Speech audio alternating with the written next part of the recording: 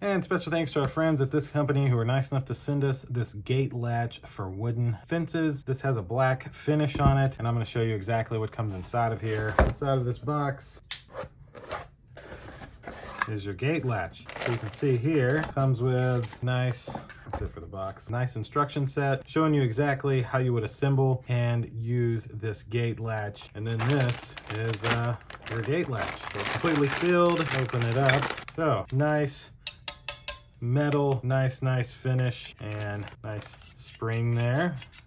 So there is one piece of it. Then that is all of your screws and bolts that you would need to put this on your wooden fence. And then this is the part that would go on like the moving part of the door, so that when it closed, it was able to latch in here and lock. Nice and simple, very nice quality metal, nice solders here. This is not gonna break, and it is gonna be a great latch for your wooden fence. We're actually planning to have a fence installed soon, and are definitely going to use this. Thanks again to this company who was nice enough to send this to me so I could unbox and show you what you get here. Thank you all for watching. We'll see you in the next one. Deuces.